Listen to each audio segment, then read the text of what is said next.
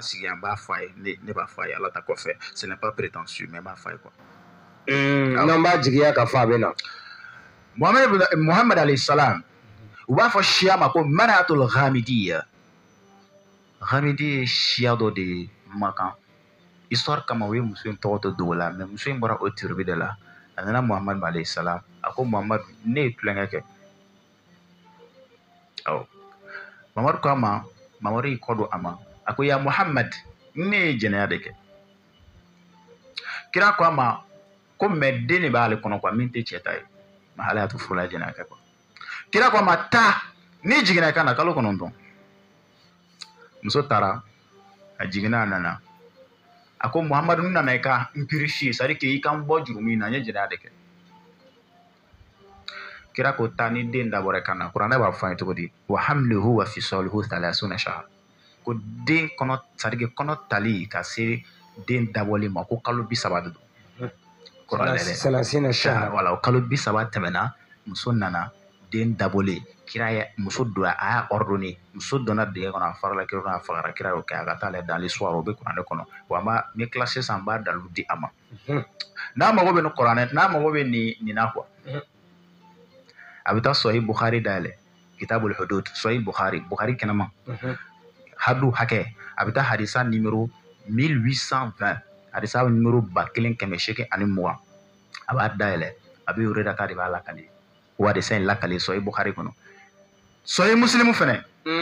a bɛ taa o dayɛlɛ ko n'a t'a dɔn quoi ko Sahih Muslim k'a ka t'o dayɛlɛ o hadisa 1695 Imran bin Husayn ale de bɛ hadisa in lakale kira de y'a kɛ dɛ mais ale ye Mamadu Abdul Wahab kafiriya ko parce que k'a y'o wale in kɛ quoi mais kira y'a kɛ quoi an b'a mɛn cogo di an minnu bɛ histoire dɔn e bolo ko an b'a mɛn k'e bɛ ka Mamadu Abdul Wahab dɔrɔn de kafiriya c'est pourquoi moi ce sont des propos incendiés jamana ɲɛmɔgɔ k'u kɔlɔsi mɔgɔ minnu bɛ nin sira ninnu kan u k'a lajɛ agenda jumɛn b'u bolo c'est très très important est-ce que ale tun b'a dɔn ko nin bɛ yan il ne savait pas ala kana siga la dɛ ne min filɛ nin ye hali sini ne bɛ mɔgɔw kalan kuranɛ na o centre b'an bolo quoi awɔ n ye kuranɛ n t'a dɔn dɛ mais n y'a kalan quoi hadisaw n t'u dɔn dɛ mais n y'o kalan a sahih n'a dɔhayifu n'a makusubu n'a sanadu n'a makuruhu awɔ u dɔnnen don n t'o dɔn dɛ mais n débrouille a kana siga la an ye tarihul islami kalan an ye tarihu kawmi kalan awɔ an ye tarihu kawmi kalan anw ye siratu nabawi an y'olu kalan quoi a kana siga la dɛ hali sini an bɛ mɔgɔw kalan fiqhu la an t'a dɔn dɛ mais an b'an débrouiller fiqhu karamɔgɔ donc n'a bɛ ka kuma ni ale t'a ka fɔta juguya hakɛ dɔn k'a ka taa dɔn dɔɔni sinon a bɛ tiɲɛni min kɛ a t'a dan dɔn ale kɛtɔ ka Mamadu Abdul Wahab kafiriya parce que ko ka kafiriya waleyala ale fɛ parce que ko o ye ordre di muso dɔ nana volontairement wa kira fana ka waati la muso nana volontairement de ko y'o ordonné ko ka kɛ min kɛ ko y'o kafiriya waleya ye quoi ko kira m'o kɛ bon kira y'o kɛ o dalu dilen filɛ n'a ma n'a mago b'a hadisa la k'a nɔgɔya bolo n'o d'a ma bon ale ka kafiriya in sisan a bɛ boli jɔn wɛrɛ kan min tɛ Mamadu Abdul Wahab Muhammad sallallahu alaihi wasallam ala kana kisi tu vois subhanallah voilà c'est que n'a bɛ ka tiɲɛni kuma de fɔ n bɛna wagadugu m'a ka kuma tulu bɔ ka yira la kelen a tɛ sɔn ka sigi yan sa a bɛna mun fɔ parce que ne y'a ye ale tɛ suna dɔn de on dirait a ka kalan ma taa o siraw a tɛ suna dɔn suna ye jumɛn fɛn 3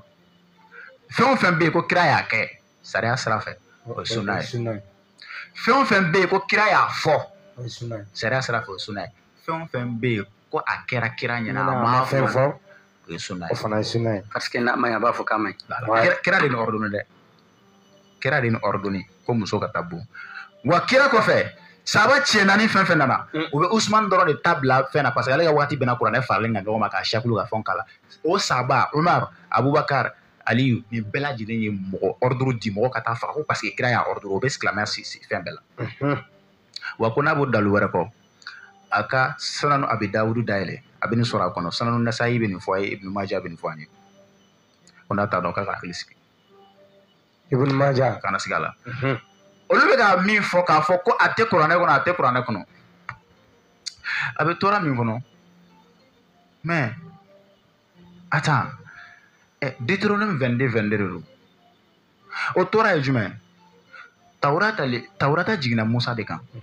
Injila jiginna Isa de kan, Zabura jiginna Dawuda kan, Kurana jiginna Muhammad de kan.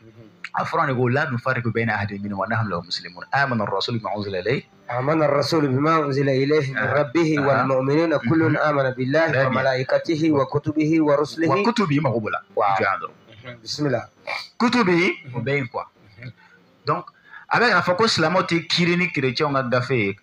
mais kuma in ye tiɲɛ ma ale t'a fɔbaga yɛrɛ parce que ale tasuma donna de. Anw bɛ silamɛ, anw bɛ chrétiens ka gafew accepter.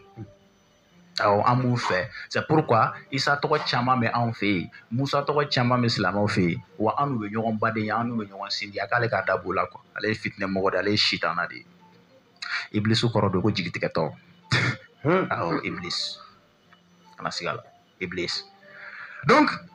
o Deutéronome 22 de b'a fɔ ko i ka farala kɛrɛw ni cɛ furulen ni muso furulen bɛnna bɛrɛba tiɲɛ na k'a k'a farala kɛrɛw. Mais kana siga la dɛ, o ma jigin Isa kan dɛ, o jiginna Nabila Musa kan. C'est quoi Bible yɛrɛ kɔrɔ de ye bibliothèque. Livre in fila faralen ɲɔgɔn kan, Torah ni Évangile, o fila faralen ɲɔgɔn kan a fɔ o ma ko Bible. Donc maintenant sisan Isa yɛrɛ tile la arajimu nana o, n'o ye bonni nana o. Alors i b'a dayɛlɛ Jean 8:3-11. N'i y'a dayɛlɛ Pharisiyɛnw nana ni muso dɔ ye k'a minɛna tulonkɛ la. Pharisiyɛnw olu ye Iraniyɛnw. Voilà, olu nana ni muso dɔ ye k'a minɛna tulonkɛ la. U nana muso jɔ dugu camancɛ la ka a don dingɛ kɔnɔ k'a kan ka bɔn quoi. Isa nana, u ye Isa wele k'a ɲininka ko Nabila ye Musa ka kitabu kɔnɔ k'a bɛ nin cogo de la, ko yala e bɛ mun fɔ an ye? Isa y'i kun biri k'a tigɛ kɛ tan i b'a fɔ a bɛ ka sɛbɛnni kɛ, i n'a fɔ a bɛ ka kuma dɔ fɔ ni dɔ cɛ. A ko baasi t'a la, ko mais a bɛ se ka bɔ. Mais cɛ o cɛ mɔgɔ ye mun ma deli k'a ta ɲɔgɔn fɛ. Alimami ye fara bila. Yakuba Mamudu Jara ye fara bila. Maa min ma deli k'a ta ɲɔgɔn kɛ, o sira b'i bolo kɛ ka bɔ. Cɛ Yakuba ye fara bila, ni Yakuba ye fara bila Wagadu b'a ɲininka ko mun na ko Yakuba k'e fara bila, o ma ko Alimami m'a bila. Alimami kelen bɛ. Donc i b'a ye k'a fɔ muso ma se ka farala kɛrɛn bilen, mais Isa ma muso bon. Mais Isa yɛrɛ bɛ yen, ale ma tiɲɛni kɛ o, mais ale ko ne tɛ se k'i bɔn k'i taara. Mais a bɛ tila k'a fɔ ko ale ma na ko in lawuli dɛ, ko ale nana de ka ninnu dafa quoi. I b'a fɔ Mamadu yɛrɛ b'a fɔ cogo min hadisa la ko bu'istu li'utammima makarim al-akhlaq. K'ale cira de ka jogobaw dafa. Jogoba tɛ dɔwɛrɛ ye o, jogo ye kɛwale dɔrɔn de, seli ninnu ni sun ninnu ni kana dɔn olu bɛɛ de jogo ye o. Olu bɛɛ ye jogo de. Donc ni i nana a bɛna mun de fɔ an ye tugun? U bɛ aya dɔ ka d'u ye kosɛbɛ Suratu Nur kɔnɔ ko jɛnɛ fɔda ko kulonkɛkɛla a cɛman ko o ni o musoman zani wa zaniya ko ni olu minɛna quoi ko olu kana ko gɛɲɛ de bɛ kɛ o la, o tuma ko bonni min bɛ ka fɔ ko o tɛ kuranɛ kɔnɔ. A tɛ kuranɛ kɔnɔ, n bɛ tila ka na notion in na sunna ani i bɛna ka fɔ nin fɛn in na. Mais Suratu Nur lajɛ dɛ, a ko azaniyatu wa zani, Ala y'a daminɛ jɛnɛkɛla musoman de. Pourquoi? O de ye ɲininkali kɛ. Voilà, parce que n'i y'ale fɛn in lajɛ a fanba an bɛ tɛmɛ nin kan. Donc ayi dɛ,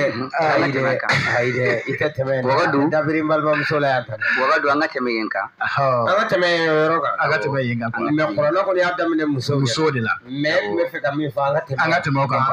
Donc a bɛ k'a fɔ ko jɛnɛkɛla musoman a n'a cɛman ko fajridu kulla wahidin minhuma. Ni kelen o kelen ka busanya 100 d'u la n'o ye gaɲa ye. Tila k'a fɔ komi n ka objectif ba yɛrɛ min ye u b'o nin fɔ kuma bɛɛ k'a kana u hinɛ minɛ wa ko jama a ka kɛ jama de la jamakulu kana seereya u kan quoi. Mais Ala bɛna mun cogo la koyi. Azani jɛnɛkɛla cɛman la yankihu illa zaniya. Ale tɛ furu foyi ma fa ɲɔgɔn. Ko a ye jɛnɛkɛla cɛman min bon dɛ, n'a wulila k'a bɛ furu kɛ dɛ, ko a ti muso si sɔrɔ k'a furu dugu kɔnɔ fo a yɛrɛ jɛnɛkɛ ɲɔgɔn ye. Nkalon tɛ. N'a y'a sɔrɔ ko furu don Ala bɛ segin ka nin fɔ mun na? A t'a fɔ. Donc kɔrɔ jɛnɛkɛla min ye jɛnɛ kɛ n'i tɛ furu c'est à dire que n'i tɛ furu kɔnɔ o de ko don quoi. Gɛɲɛ 100 bɛ k'i la, mais n'i bɛ furu kɔnɔ o hadu tɛ gɛɲɛ 100 de, i bɛ farala kɛrɛn de. Ala lamɛn dɛ, u bɛ ka aya min fɔ dɛ, ko Ala ma farala kɛrɛn fɔ dɛ, ko a y'a fɔ de ko ko busaya kɛrɛ o aya me tugo la dɔrɔn ala b'a fɔ de ko o jɛnɛyakɛla cɛman kelen min jɛnɛya tan dɛ ko ni a wulila muso furu la dɛ ko a ti muso foyi sɔrɔ k'a furu fo n'a ba jɛnɛya kɛ ɲɔgɔn o ma n'a sɔrɔ a furu ala bɛ se kuma fɔ a t'a fɔ u tɛ fɛn dɔn fɔ ko wa hurrima zalika alal mu'minin ko haramuyara o cogo la k'a tɛ bɛ mumini ka furu non o haramuyara wala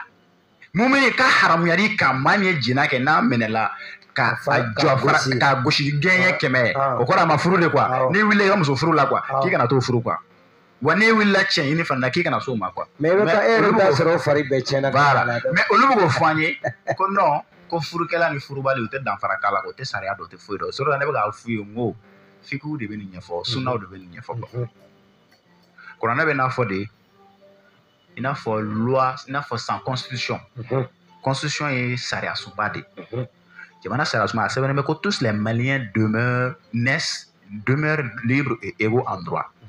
o ma fɔ an ka va et vient lakodɔnnen don an ye mais loi organique ni loi ordinaire de bɛ na k'a fɔ n'a fɔra ko hakɛ b'i bolo a b'a fɔ ko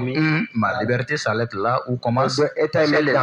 yɔrɔ dɔ in ta bɛ daminɛ yɔrɔ min na ka taa nin yɔrɔ in na o tuma a bɛ fɔ n'a fɔra ko va et vient ka di ye walima k'i bɛ se k'i ka sɔn lamɛn mais a dɔn ko ni 23 heures sera i bɛ dɔ bɔ a sɔn na a fɔra va et vient ka di ye mais a fɔra i ko nin wagati la i ka na se nin yɔrɔ in na couvre-feu bɛ nin yɔrɔ in na sariya misɛnninw de bɛ na k'o ɲɛf'i ye kosɛbɛ kuranɛ ye constitution ba de ye n'i y'a f'u ye a fɔlen don k'a ye seli kuranɛ kɔnɔ mais seli fana a tigi bɛ seli ale m'a fɔ ko a tɛ kuranɛ kɔnɔ k'a b'i basé o de kan mais seli fana jogo 4 lansara jogo fitiri ni safo ka dɔ kalan ka dɔ bange ka kunkolo fɛ mais o tɛ kuranɛ kɔnɔ mais ale b'o kɛ mun na ale y'o jɔn na ale ye jɔn na minnu b'a fɔ k'u tɛ baara kɛ ni foyi fɔ kuranɛ ala ko inna allaha wa malaikatahu yusalluna ala nabi ya ayyuhalladhina amanu sallu alayhi wa sallimu taslima ko ala n'a ka mɛlɛkɛw bɛ seli kira kan ko aw maa minnu limɛnna k'aw bɛɛ ka seli kɛ kira kan mais olu y'a dɔn cogo di k'o seli tɛ kunberekuru minɛ k'aw la seli k'o ye suratul fati ye walima k'o ye suratul ibrahim o tɛ kuranɛ kɔnɔ olu y'o seli fila danfara dɔn cogo di arabukan na danfara t'u cɛ e y'o surati danfara dɔn cogo di k'a dɔn ko ala ka bɛ seli min yɛrɛ dɔn e b'o dɔn cogo ni ɲɛfɔli tɛ kafaw de b'o ɲɛf'i ye walima i b'a mɛn dɔ de la ala k'a fɔ k'a ye seli kira kan e k'a dɔn k'o seli dɛ ko ni su kan seli tɛ kelen ye k'o seli dɛ ko ni alahuma sɔli ko ni seli fana tɛ kelen e y'o dɔn cogo di o dun dafara kelen tɛ n'e m'a ye dɔ la n'e ma dɔ e k'o kɛ non kafa de b'a ɲɛfɔ ka kɛɲɛ ni kurundun ye ala b'a fɔ ko as-sujud bil lugha al-arabiyya arabukan na ko sujudu kɔrɔ de ko majigin mais e y'a dɔn cogo di ko majigin ye tenturu de n'i ma dɔ e k'a kɛ ni dɔ m'a f'i ye kuranɛ bɛɛ ta k'a fɔ ko sujudu ye tenturu de walima ko n k'a fɔ ruku k'o ye kunberekuru minɛ comme ça suli bɛɛ ye ruku ye majigi bɛɛ ye sujudu ye mais k'a danfara k'a farafasiya cogo dɔ la ka se hakɛ dɔ la kafa de b'o ɲɛfɔ kafa dɔ de b'o ɲɛf'i ye k'a fɔ ko n'i ka jaga sera nisabu ma nisabu ye 85 kg dɔ de ye k'i kan ka hakɛ min bɔ a la o filɛ nin ye n'i ka ɲɔ sera n'i ka suman sera 696 kilogramme ma i ka nin suman in bɔ a la i ka 10% prélevé mais fɛnw de y'o f'i ye mais jaga kɔni bɛ yen mais an sera nin hakɛ la i k'a bɔ saramisɛnninw de b'o ɲɛfɛ a fɔ o ma ko la loi ordinaire jurisprudence islamique kuranɛ ye constitution de ale ye sariya sunba ye saramisɛnnin minnu b'a ɲɛfɔ ninnu de ye quoi si tu viens que tu ignores ça e bɛ baara jumɛn kɛ quoi an k'a kɛ mɔgɔ min nana a tɛ foyi dɔn an ye kuranɛ de la a sɛbɛnnen bɛ ko a ye kafiru ni munafiku fa mais a ye jiginna kun min na ale t'o dɔn a jiginna wagati min na a t'o dɔn a jiginna circonstance min na ale t'o dɔn ale b'o ta ka baara kɛ n'a ye i tɛ mun kɛ tiɲɛni b'a la i tɛ se ka foyi kɛ ni tiɲɛni tɛ kosɛbɛ mais a jiginna kun min na a jiginna wagati min na a jiginna circonstance min na olu sɛbɛnnen don olu ma fara kuranɛ kan sinon kuranɛ bɛ ko nin so in kɔnɔ a tigilamɔgɔ ye kuranɛ aya fɔlɔ min jiginna a y'a ta o don n'o ye iqra bismi rabbika allazi khalaq a ko ala ko kira ma ko kalan ko est ce que n'o ma sɛbɛnni kɛ ko bɛ se ka kalan wa o de ye dalilu ale bolo ko kira bolo de ye kuranɛ sɛbɛn a bɛna mun fɔ ko ala ko ka kɔn o ɲɛ ko ka kɔn livre jiginni ɲɛ ko kira tun tɛ sɛbɛnni kɛ k'a tun tɛ kalan k'a tun tɛ sɛbɛnni kɛ n'a kini bolo k'o ye imparfait ye ko sisan k'o kɔrɔ k'a bɛ fɛn kɛ a bɛna fɔ ne k'a fɔ ko wagadu sonikɛ e tun ye quel métier ya ne k'o f'e ye quoi ne k'i ɲininka o la misa wagadu e tun ye quel métier de ya o kɔrɔ ko n t'a ye bilen ayi e ka ne jaabi dɔrɔn ne t'a ye k'o kɔrɔ de sisan ko n'i y'a ye ko ne tun y'a f'e ye ko e tun t'a ye dɛ ko tun tɛ imparfait k'e k'a fɔ k'i y'a ye sisan walima k'o kɔrɔ de k'i y'a ye bi quoi mais imagine c'est genre mais u bɛ kulonkɛw lamɛn ko hakili de la trop quoi et puis avec mun fɔ ko n'ale wulila ko ka terroriste buruja ko mɔgɔ bɛ wuli misiri kɔnɔ ko ka ale kɛlɛ mais ne ma mɔgɔ ye k'i wulila ka dan kufa dɔrɔn burujali ma ko mɔgɔ wulila k'i kɛlɛ k'i wulila ka dan yari dɔgɔyali ma ko mɔgɔ wulila k'i kɛlɛ mais e yari nenetɔ n'e taara cijani y'aw frappé ni e kufa nenetɔ ne y'o bere tɔ yɛlɛma ka t'o fara siya kun cɛ siya b'o kun bɔ sa o kɔrɔ tɛ ko yari ko kɛlɛ ko tɛ quoi mais e bɛ ka olu ni yari associé du kuma quoi galon tɛ voilà kuma ye mun yɔrɔ de o bɛna mun fɔ k'a fɔra ko mɔgɔ si ka nin da dɔ dinɛ na o ma f'i ye a fɔra de k'i k'a ɲɛɲini yanni ka kuma est ce que o dinɛ dɔrɔn ye i bɛ tiɲɛni de kɛ dinɛ dɔrɔn ye mun baara de bɛ diɲɛ kɔnɔ ko mɔgɔ bɛ se k'i da don o la wala k'i sen don o la ka taa sɔrɔ ko dɔnni t'i la n ka na yɔrɔ min a ye yɔrɔ min fɔ n'o ye xira a ye kalan donc ale kɛlen don ka kalan suma ka bɛn sɛbɛnni dɔrɔn de ma honorable kalan ka ca ka taa sɔrɔ sɛbɛnni tɛ mɛ na a bɛ ɲinɛ min kɔ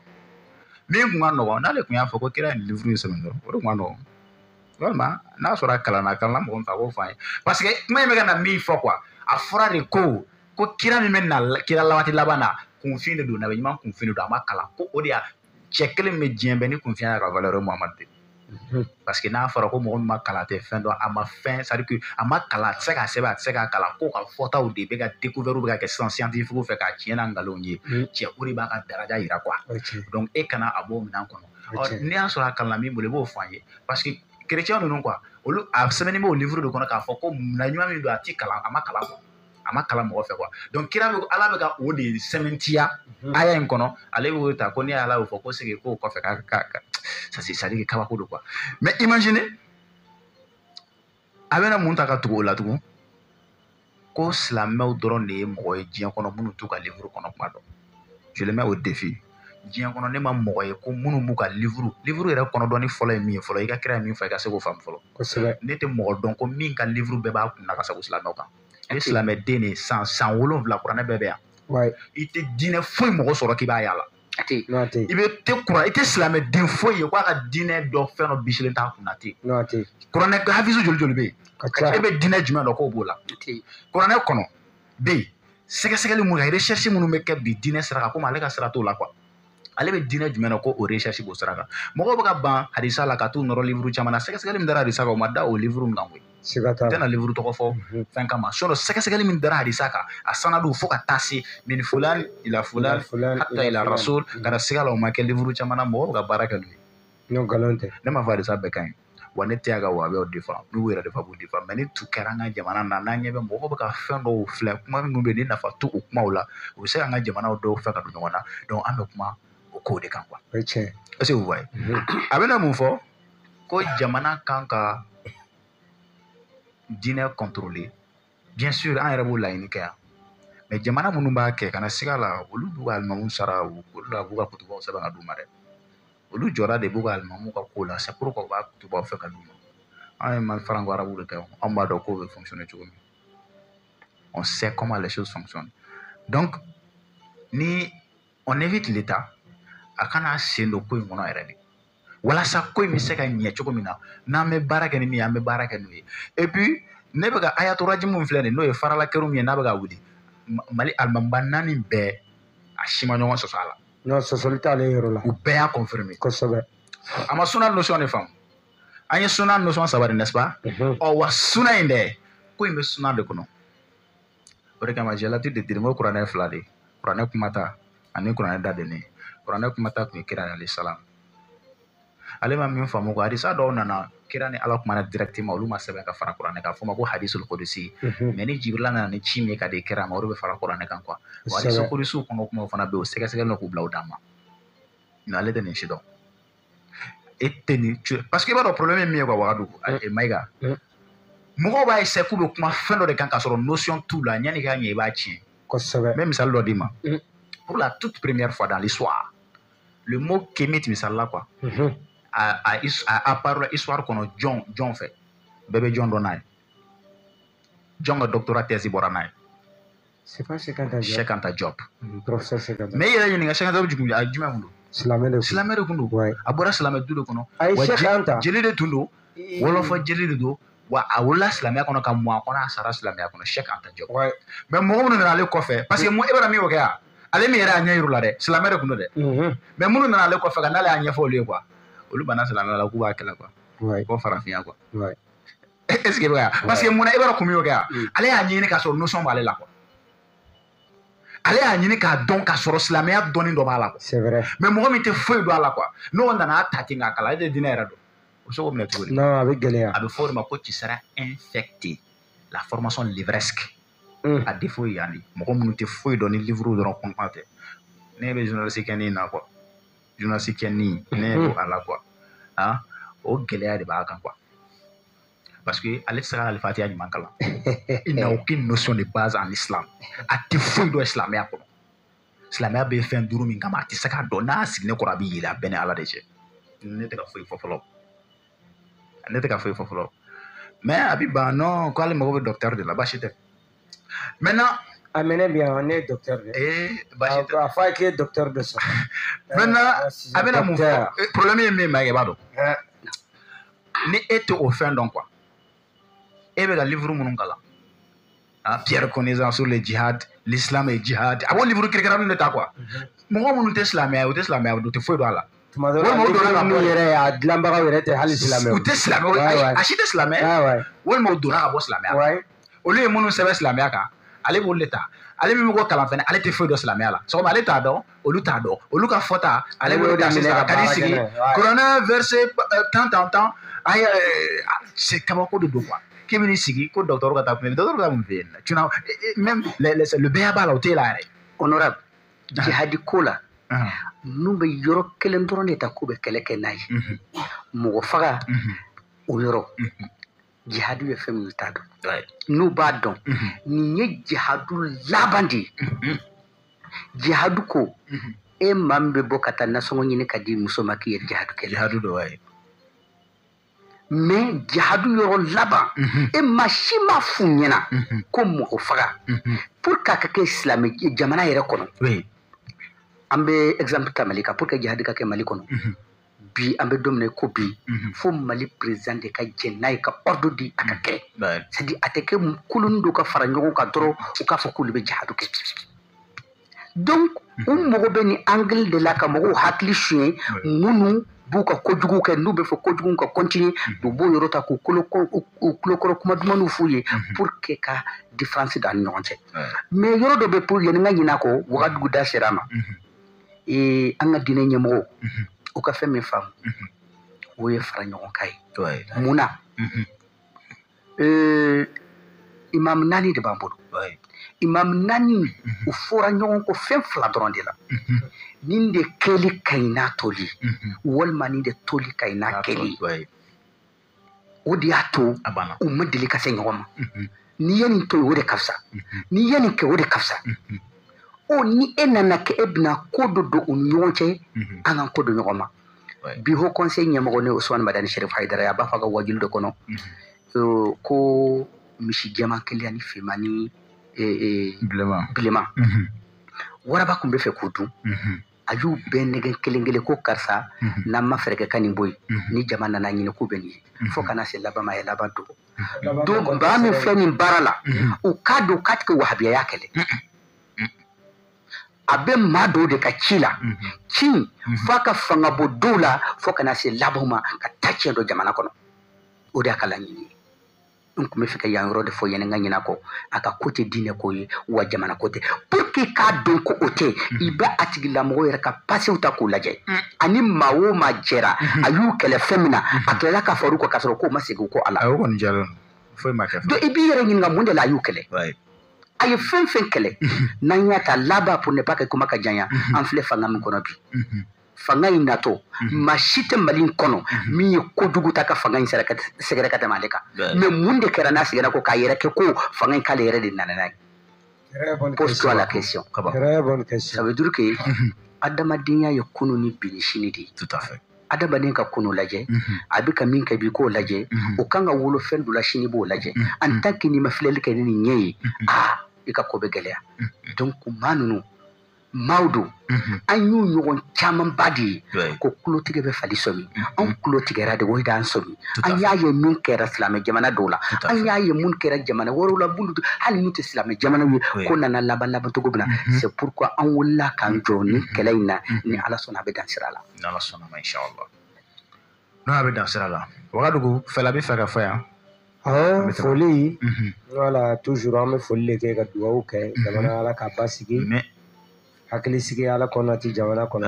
ala kɔni ka latigɛ la ala y'a nɔgɔya ye denmisɛnninya la anw sera ka fan caman boli o kama an bɛ se ka fɛn caman fɔ n kɔni bɛ min dɔn kɔni Abubakar Mayiga ye sira min ta a taara dugu min na n'i y'o sira ta i bɛ to dugu la kana sira donc ko kojugu bɛ mɔgɔ kan ko la ɲɔgɔn ma tuma dɔ la ko la ɲɔgɔn y'a di mais ko dɔw bɛ yen i b'olu da ɲɔgɔn ma pour que ka se k'i ta f'a ye jamana faamaw ka jɔ jamana diinɛtigiw ka jɔ jamana kodɔnnaw n'a kokɔrɔdɔnnaw ka jɔ sabu tiɲɛnikɛla minnu bɛ yen bi n'u bɛ diɲɛ ɲɛfɛ mon frère u bɛ se ka tiɲɛni kɛ wagati min yɔrɔ min ni fɛn min ye u b'a kɛ n'o dɔrɔn de ye o sinon diɲɛ laban kɛlɛ minnu bɛ an dala yan ko diinɛko kɛlɛ y'o de fɔ ka fɛn dɔ kɛ ni Abubakar Mayiga tɔgɔ ye ani Abubakar Mayiga y'i bila a la fana c'est différent ni diɲɛ laban terrorisme ko ninnu comme an b'a kalama isimu ninnu dilannen don dɔw fɛ k'a labaara ni laɲini minnu ye u ye min kɛ Irak u ye min kɛ Syrie u ye min kɛ Libye u bɛ ka min kɛ Yemeni o laɲini kelen don donc a kan ka maa lasɔmi donc an bɛ dugawu kɛ jamana ala k'a basuma ala k'a kolo suma an tɛ ɲinɛ camarade Yakubu Jara a bɛ technique la a bɛ caméra la an balimamuso fana b'an bolo yan Tɛnɛnba Kulubali k'a bɛɛ fo ka bɛɛ tanu k'a fɔ jamakulu jɛlen ma a kan bɛ don duman dɔ la inchallah. Voilà, donc kuma kuncɛ kuma la dɔrɔn ne bɛ min fɔ ka bɔ kuma la o ye an bɛ wele bila hali bi diinɛ kalanfaw ma o kana nin jaabi parce que n'u y'a jaabi a bɛna ko ɲaga ka ko se hakɛ la a tɛ fɛn min kun bɔ an bɛ min fɔ faamaw fana ye wa kuma nin tiɲɛnikɛla ninnu fɛ u ka nin ko in u k'a bolo kan an ka bɔ ta nin na quoi an ka bɔ ta nin na parce que ne ma ne nafa ye nin jamana in kan nin wagati tuma min na an bɛ fara ɲɔgɔn kan ɲinina tuma min na i bɛna k'a fɔ kɛlɛ Mayiga y'a fɔ ni sanfɛ ni kɔrɔnfɛ kɛlɛ tun don camancɛ kɛlɛ don bi fo a bɛ Bamakɔ da la kana siga la Wagadu karamɔgɔ Sidiki y'a fɔ ko kunnafoni tɛ se ka di Mali kɔnɔ bilen parce que a kunnafoniw man di quoi ne y'o fɔ mɔgɔw ye kana siga la ne ka micro ma ta kana n sigi don o don k'a fɔ ko nin kan de cira ne ka micro ma ta o kama quoi k'a fɔ ko min kɛra quoi sunbi ne tɛna n sigi k'o walawala ayi kana n sigi ko min kɛra Tombouctou ne tɛna n sigi k'o walawala kana n sigi ko citerne jenina quoi ko siraw tigɛlen don quoi ko terroriste bɛ ka taa dugu dɔw bi kunun kalan taara ko dɔw kɛra yɔrɔ dɔ la an tɛna n sigi k'o fɔ quoi an ka falako ma ta o kama an ka falako taara min kama nin jamana in denw bɛ se ka bɛn cogo min na fɔta ani kɛta la quoi nin jamana in denw bɛ se ka ɲɔgɔn minɛ dusukun bɛ ɲɔgɔn sɔrɔ cogo min o tuma an b'o baarabaw la kabi san caman kabi an karamɔgɔbaw nɔ kan karamɔgɔ Sidikiw ni bɛn ni fɛn o fara ɲɔgɔn kan baw yɛrɛ la Mayiga ninnu Wagadugu yɛrɛ waati caman kɛ ka drapeau ca ka yɔrɔ caman kɛ n'an ɲɛ bɛ mɔgɔnin dɔw la jamana kɔnɔ qui se disent journalistes k'u bɛ n'o baarabaw fili ji la c'est pourquoi an bɛ Wagadugu ka courage faamu an bɛ Mayiga ka courage faamu voilà donc n bɛ bɔ kuma la ni min ye dɔrɔn nin ko in a ka bolo kan